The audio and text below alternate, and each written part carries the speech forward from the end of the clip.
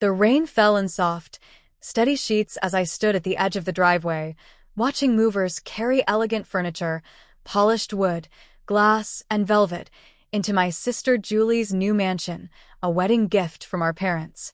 The house was worth $4.5 million and sat nestled in one of Philadelphia's most elite neighborhoods. Meanwhile, I lived in a modest little apartment above the bookstore where I worked. It smelled of old paper and fresh coffee, and while I loved it, the leaky sink and creaky floorboards reminded me daily that I was barely getting by. "Oh, isn't it perfect for them?" my mom gushed, oblivious to the fact that I was getting soaked. She stood under a large umbrella, her voice bright with excitement. "Julie and Nathaniel are going to be so happy here. And there's so much space for grandchildren." I forced a smile and nodded, even as my clothes clung to my skin from the rain. I thought about the wedding card I'd scraped together money to buy. No gift, just a card with carefully chosen words. "It's beautiful, Mom," I said quietly. Julie appeared at the top of the steps, absolutely flawless in a tailored coat and designer heels, her sparkling engagement ring catching what little light filtered through the gray clouds. "Elena, you finally made it," she called, her voice smooth and cheerful. "So, what do you think of our starter home?" Starter home. The words hit like a slap, as if a nearly $4 million mansion was just the beginning. "It's lovely," I said, swallowing my bitterness. "The perfect wedding present." She laughed, that familiar little laugh that always made me feel small. "Oh, don't be jealous, Lena. I'm sure you'll meet someone special too. Maybe one of those nice boys at the bookstore." My mom chimed in eagerly. "You know, the Grant boy is still single. He's an accountant now. Very stable career." I bit the inside of my cheek. I was 33 years old with a master's degree in literature and had been working quietly on my first novel. But to them, I was the daughter who had made all the wrong choices, the one who followed dreams instead of profit, books over business, passion over practicality. "I should go," I said, trying to keep my voice even. "I've got a shift at the store." "On a Saturday?" Mom frowned, disappointed. "Some of us work weekends," I said, already stepping away. Julie rolled her eyes. "Still so dramatic, Lena. This is why things are hard for you. You always make life more difficult than it has to be. You could have gone to business school, you had a full ride. You turned down the job at Dad's firm too. Honestly, sometimes I think you enjoy struggling." What they never understood was that their version of help always came with conditions, strings meant to tie me to a future that wasn't mine. Their support felt like golden handcuffs. Accepting meant becoming someone I wasn't. "The bookstore is short-staffed," I said over my shoulder. "I really do need the hours." Mom called out, "At least take some leftovers." I hate thinking of you eating alone in that tiny apartment. But she didn't know that my small space was my safe haven. It was cozy and quiet, filled with stories, ideas, and freedom. It was where I could dream without being judged, write without compromise, and simply be myself. The next morning, I stopped at Martin's corner store as I always did for my morning coffee. Martin, who'd run the place for decades and had become a bit of a grandfather figure to me, looked unusually excited. "Elena, did you check your ticket?" he asked, leaning over the counter with wide eyes. "What ticket?" I blinked, confused. Then I remembered the lottery ticket I bought 3 days ago, a silly little splurge with my last $10 when the jackpot had reached record numbers. I pulled the crumpled ticket from my wallet, shrugging. "No." "What were the numbers?" Martin's eyes twinkled. "Check the news, sweetheart." With a sense of curiosity more than hope, I opened my phone and pulled up the lottery website. The winning numbers appeared on the screen. 10, 22, 6, 9, 12, 11. I stared, then looked at my ticket, then back at the screen. My heart began to race. "Martin," I whispered, "I think I won." He grinned from ear to ear. "I know you did, honey. I watched the draw live last night. All 7 numbers. You just won $120 million. The world tilted. I had to grip the counter to steady myself. Sit, Martin urged, guiding me to a chair. "Take a breath before you pass out. This is huge, Elena. But you need to be smart.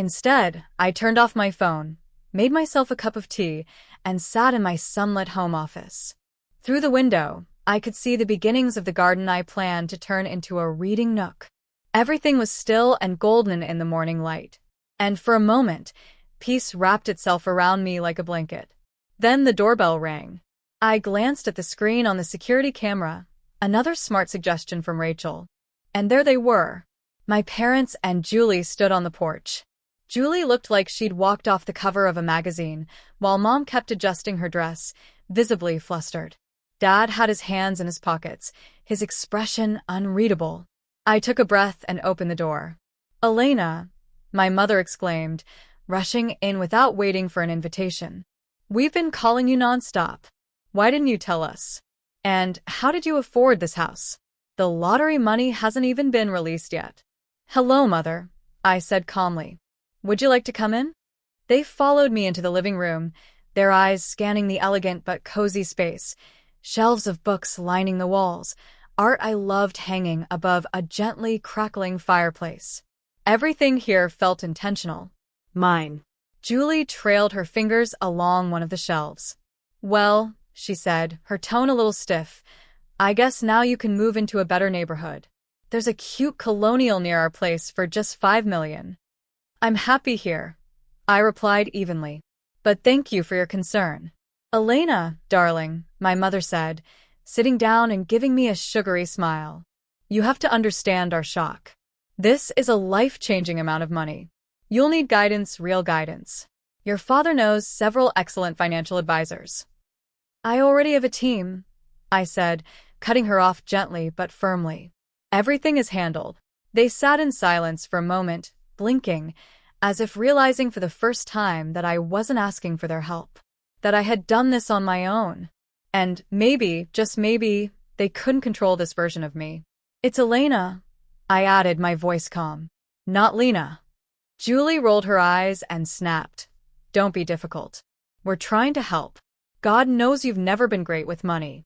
Remember when I loaned you $22,000 for that little starter business?" I looked at her quietly. "You mean the money I asked for that you never paid back?" Her face turned red. "That was different. I needed it." "What you needed," I said, standing up and keeping my voice steady, "was to take responsibility. Something you've never really been expected to do." That was when my father finally spoke. His face had grown tense. "Now see here. Your mother and I have always supported you both equally." I actually laughed out loud. I couldn't help it. "Equally?" I repeated. "You bought Julie a mansion as a wedding gift. You paid for her business school, bought her first car, covered her wedding, and helped her launch her own company. And what did I get for graduation? A lecture about choosing a more practical path." "We were worried about you," my mother cried. "Your choices were so unconventional. We just wanted. You wanted me to be like Julie," I finished for her. "The polished, proper daughter. The one who always did what you expected." I walked to my desk and picked up 4 envelopes I had prepared the night before. This moment wasn't spontaneous. I'd seen it coming. "Julie," I said, handing her the first envelope. "This is a cashier's check for $90,000. That covers the loan you gave me with interest. You can stop bringing it up now." Her mouth opened, but no words came out. "Mom, Dad." I handed them the second envelope. "This is a check for $30,000. That's the total of every contribution you've ever made to me. Birthday gifts, tuition help, all of it. I've kept records." They stared at the envelope, stunned.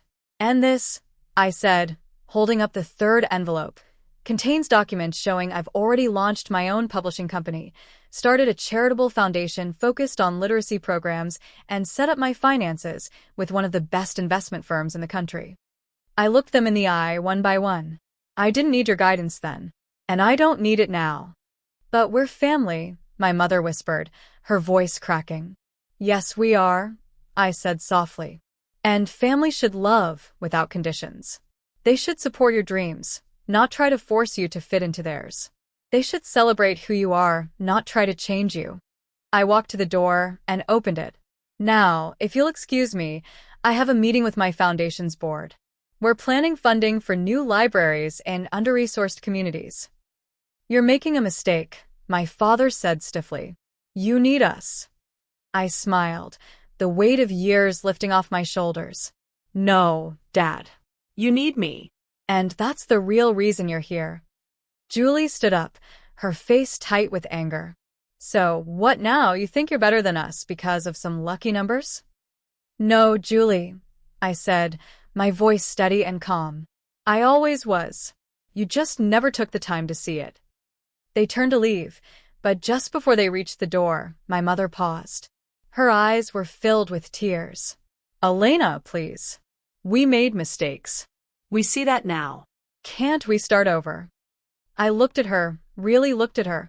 For the first time, I saw just how small they all seemed, how trapped they were in their narrow view of success and love.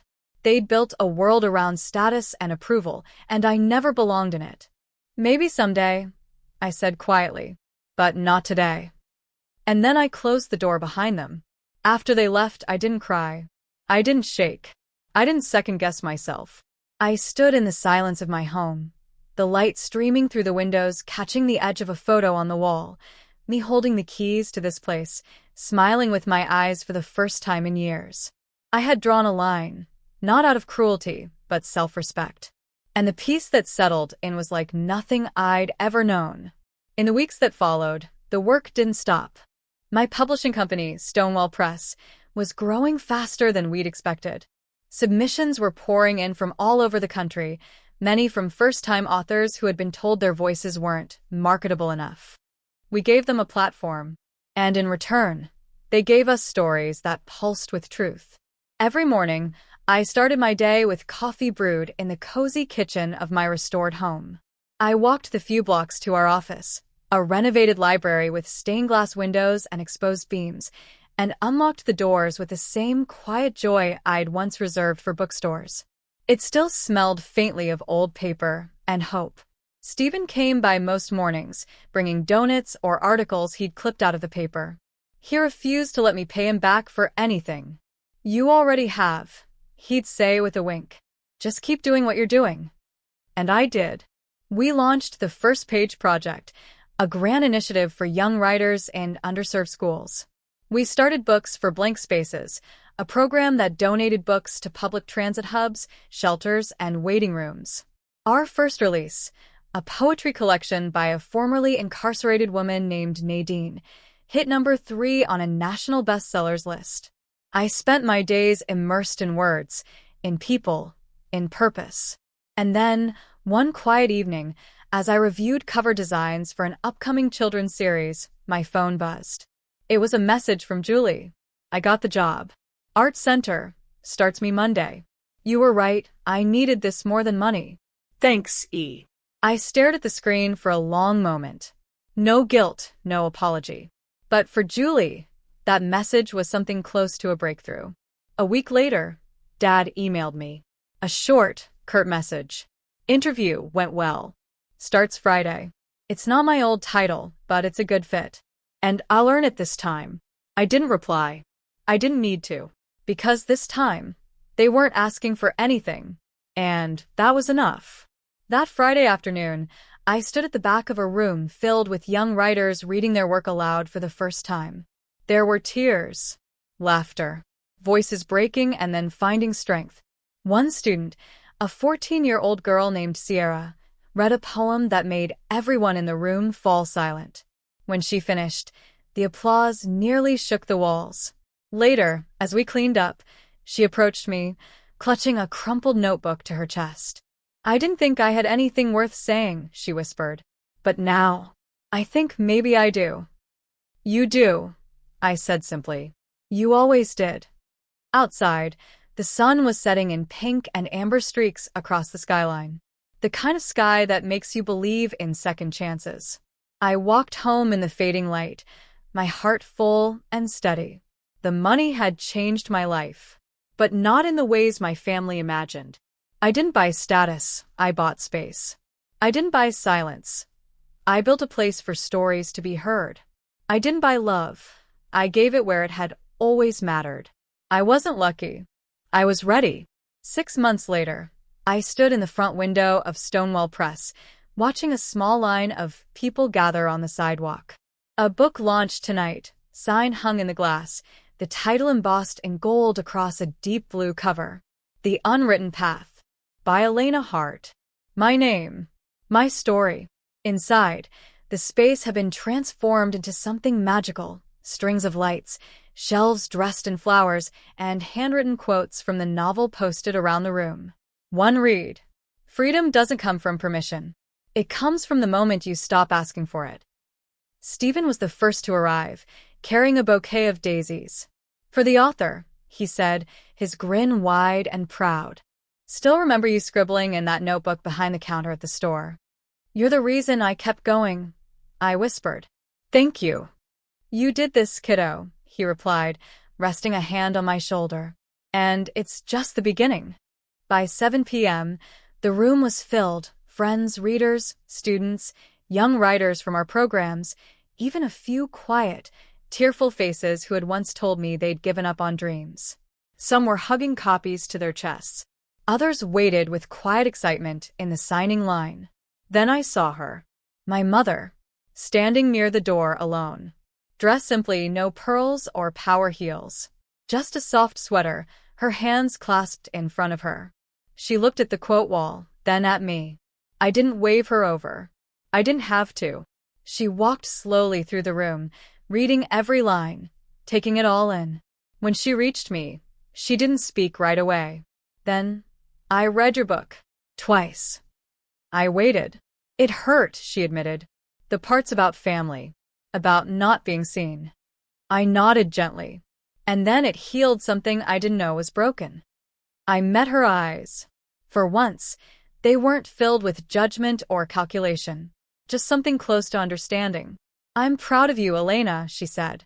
Not because you proved us wrong, but because you never stopped believing you were right. I smiled, not out of triumph, but peace. Thank you for coming, I said. She reached into her bag and pulled out a copy of my book. Would you sign it? I did. Carefully, intentionally. I wrote, to the woman who taught me strength, even by resisting it. May we both write better chapters from here. The night moved on in a blur of laughter, stories, and celebration. When I finally returned home, the stars were beginning to scatter across the sky. I curled up in my garden nook, tea in hand, and placed the final signed copy on the little table beside me. There was no more pretending, no more shrinking, no more waiting for permission to be who I was. I had always been the author of my own story. The world just hadn't read it yet. But now it would.